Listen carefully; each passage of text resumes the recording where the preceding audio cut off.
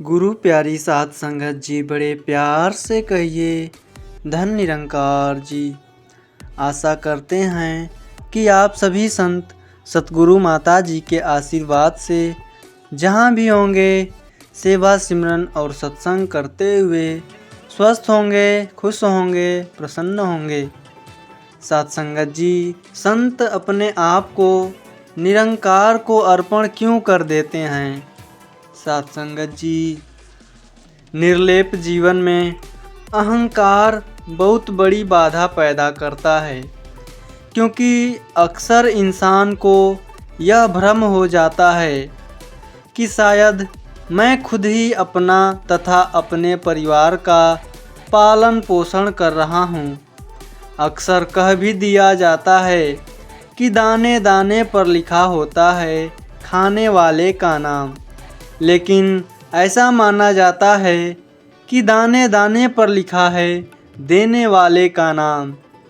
साध संगत जी, दान देने वाले जो प्रभु दातार है, अगर इसकी कृपा ना हो तो इंसान के सामने भले ही अनेक पदार्थ पड़े रहें, उनमें से एक छोटा सा कौर भी उठाकर मुंह में नहीं रखा जा सकता है। भक्त हमेशा दातार की कृपा को ही मानते हैं। अगर कोई व्यापार करता है तो भी ऐसा ही मानता है कि दातार अगर दिन भर में 20-25 भी ग्राहक आ जाए तो वे मेरे किसी यत्न के कारण नहीं, बल्कि तू मुझे रोटी देना चाहता है, इसीलिए कोई न कोई रूप धारण करके तू ही मुझे रोजी रोटी देने चला आता है। साध संगत जी, भक्तों की दृष्टि में हमेशा ऐसे ही होती है, लेकिन संसार का इंसान अज्ञानतावश खुद को कर्ता मान बैठता है। वह सोचता है कि मैं जो कुछ भी कर रहा हूँ सब मैं ही कर रहा हूँ, सब कुछ मेरे तन की ताकत के कारण ही हो रहा है, मेरी अक्ल सयानप के कारण ही हो रहा है, या फिर मेरे धन के कारण ही हो रहा है। ये सभी भ्रम की बातें होती हैं। जैसे अगर एक गाड़ी चल रही है तो कोई इंजन या कोई घोड़ा या फिर बैल उसको खींच रहा होता है। अगर उस गाड़ी के पहिए पर कोई मक्खी बैठ जाए और थोड़ा थोड़ा जोर भी लगाए और वह सोचने लगे कि पहिया मेरे जोर लगाने से चल रहा है, तो यह उसकी सबसे बड़ी भूल होगी। इसी तरह कुदरत सभी काम निरंकार की शक्ति से कर रहा है। इंसान तो खुद को कर्ता मानकर अपने आप को भी बेकार अहंकार में फंसा लेता है। अहंकार को हटाने पर माया का प्रभाव, माया का असर, माया का लेप खत्म हो जाता है।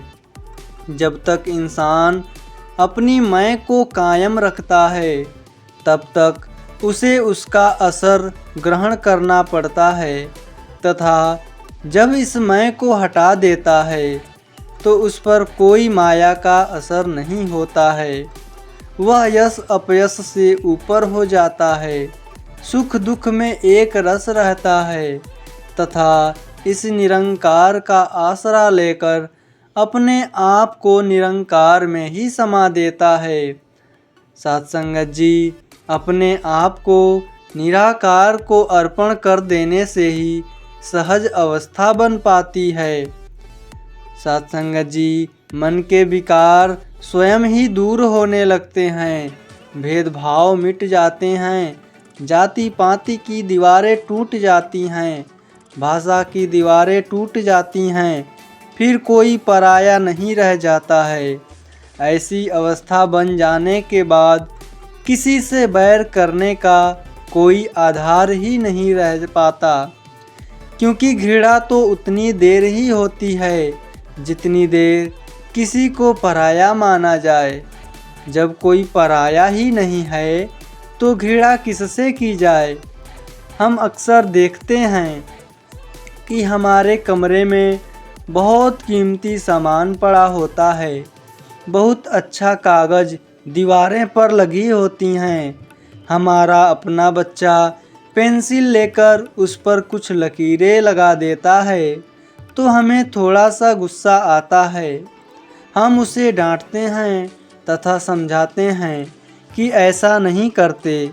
लेकिन अगर किसी पड़ोसी का बच्चा हमारे कमरे में आकर कुछ लकीरें लगाता है तो हमें उस पर केवल गुस्सा ही नहीं आता बल्कि हम उससे घृणा भी करने लगते हैं कि कितना नालायक है। इसके माता पिता ने क्या यही सिखाया है? साथ संगत जी, कहने का भाव है कि जितनी देर परायेपन की भावना है, बेगानेपन की भावना है, उतनी देर घृणा का जन्म लेना स्वाभाविक ही है। लेकिन जब परायेपन की भावना समाप्त हो जाती है तो वहाँ पर कोई बैर या घृणा की भावना नहीं रहती। सबको प्रभु का मानेंगे तो घृणा किससे कर सकते हैं?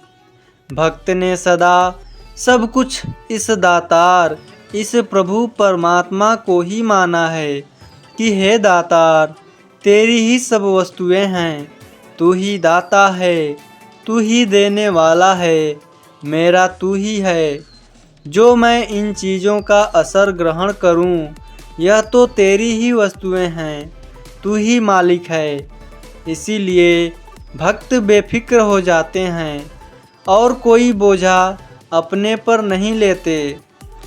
चिंता तो सतनाम की और न चितवे दास, जो कुछ चितवे नाम बिन सोई काल की फांस। साथ संगत जी, इस नाम के बगैर भक्त को और चिंता नहीं होती। अगर भक्त नाम को छोड़कर और चीज़ों की चिंता करता है तो वह काल की फांस की तरह उसके गले को जकड़े रहती है, उससे उसकी सांसें सूखते रहती है। इसीलिए कहा गया है कि एकल चिंता। भक्त इस प्रभु की चिंता अर्थात सोच विचार करते हैं, किसी और की चिंता नहीं रखते। सत्संगत जी, इस ईश्वर प्रभु परमात्मा, इस निराकार को ही कर्ता मानकर, सब कुछ इसी को ही मानकर जिसने भी जीवन व्यतीत किया है वही सुखी हुआ है, वही आनंदित हुआ है। जिनको कुछ नहीं चाहिए सोई शहंशाह, जिसके मन में कोई लालसा नहीं है वही सबसे बड़ा शहंशाह हुआ करता है, वही भरपूर हुआ करता है, वही अपने आप को संतुष्ट मानते हैं। निर्लेप जीवन जीने वालों की यही अवस्था हुआ करती है। साथ संगत जी, लोग अपने पद विद्याओं और जातियों के अभिमान के कारण भी भक्ति नहीं कर पाते हैं। जितने भी महापुरुष हुए हैं, क्या उन्होंने अपनी जाति का अभिमान किया? किसी ने भी जाति का अभिमान नहीं किया। किसी ने अपने आप को विद्वान नहीं माना कि मैं बहुत बड़ा विद्वान हूँ, मैं तो कविताओं की रचना करता हूँ, मैं तो सुंदर शब्दों का प्रयोग करता हूँ। दूसरे इंसान तो ऐसा कर ही नहीं पाते। कभी भी किसी महापुरुष ने ऐसा अभिमान नहीं किया। उन्होंने हमेशा इस दातार की कृपा ही मानी है। ना कुछ किया न कर सकूं, ना कुछ करे शरीर, जो कुछ किया सो हरि किया, वही कबीर कबीर। हे दातार, सब तू ही करने वाला है। आप तो मेरा यश कराना चाहते हैं, मेरा नाम कराना चाहते हैं, इसीलिए ही मेरा नाम हो जाता है। तेरे कारण ही मेरी यश कीर्ति हो रही है। भक्त और महापुरुष कभी भी अपनी मर्जी नहीं चलाते। संसार के मनुष्य तो केवल अपनी मर्जी ही चलाने की कोशिश करते हैं, लेकिन भक्तों की विशेषता यह बताई जाती है कि भक्त सब कुछ हमेशा इस दातार के ऊपर ही छोड़ते हैं। अपनी मर्जी के बजाय दातार की मर्जी को अहमियत देते हैं। ये भी एक हकीकत है कि यहाँ अपनी मर्जी से होने वाला भी क्या है। इंसान अपने सर की कसम खाता है तो हजरत ईसा मसीह ने कहा है कि हे इंसान, तेरे सर को तो अपना बता रहा है, पर तुझे इसमें अख्तियार क्या है। अपने सर पर एक बाल भी सफ़ेद होने से तू रोक सकता है क्या? तुझे तो इतना भी अख्तियार नहीं। फिर इस सर में तेरा क्या है जिसकी कस्में खाता है? ये सब कुछ दातार का है। इस दातार के सहारे ही सब कुछ चलता है। उसी का जीवन सरल और सहज बन जाया करता है। इसी को ही निर्लेप अवस्था वाला कहा जाता है। इसी को कमल की फूल की तरह बताया जाता है कि इस संसार में रहते हुए भी वह इस संसार से न्यारा रहता है। वह हर घड़ी उतार चढ़ाव में, सुख दुख में दातार की ही रजा मान रहा होता है और ऐसी दशा को प्राप्त करने के वह निरंतर अपने मार्ग पर ही चलता रहता है। अहंकार का भार भी जीव की नैया डुबो देता है। कहा भी गया है कि कबीर बेड़ा जर्जर, फूटे छेक हजार, हरुए हरुए तिरी गए, डूबे जीन सिर भार। साथ संगत जी, जिनके सिर पर भार होता है वे तो डूब जाते हैं। जो इस संसार में आकर नाम हरि का गुणगान नहीं करते हैं। साथ संगत जी, जिसका नाता हरि से जुड़ा है, इस दातार से जुड़ा है, जो इसके साथ लिव जोड़ कर रहता है और उठते बैठते हुए इसका ध्यान करता है, निरंकार का एहसास मन में बिठा करके रखता है और जो यह मानता है कि मैं जो बोल रहा हूँ इस दातार की हुजूरी में ही बोल रहा हूँ और मेरी नज़र जो कुछ भी देख रही है वह भी इस दातार की हुजूरी में ही देख रही है, तो वह गुरमुख कभी भी डोलता नहीं है। उसे कभी कोई नीच कर्म नहीं होता है। वह किसी का निरादर नहीं करता है। ऐसी अवस्था में जब गुरमुख की हो जाती है तो उसके हर प्रकार की खुशियाँ प्राप्त होती है।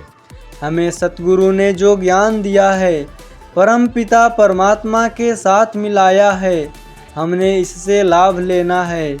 यह लाभ तभी मिल पाएंगे जब हम सतगुरु के पास आएंगे, उनके आदेशों का पूरी तरह से पालन करेंगे, परमपिता परमात्मा को हर स्थान पर महसूस करके इसका भय मानेंगे।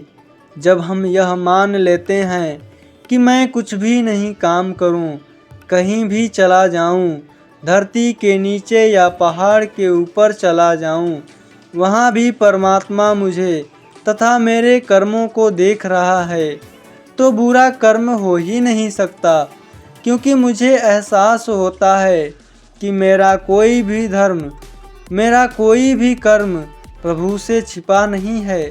बुरा कर्म तो तभी होता है जब हम समझते हैं कि परमात्मा दूर नहीं, पहाड़ों या आसमानों पर है, तब हम उसका भय नहीं मानते और ऐसे ऐसे गलत काम कर बैठते हैं जिन्हें परमात्मा पर थोड़ी सी श्रद्धा रखने वाला इंसान भी अच्छे कर्म नहीं मानता। हमारा जीवन ऐसा हो जिससे हमें स्वयं भी संतुष्टि हो और हम दूसरों को भी संतुष्ट कर सकें। साथ संगत जी, बड़े प्यार से कहिए, धन्य निरंकार जी।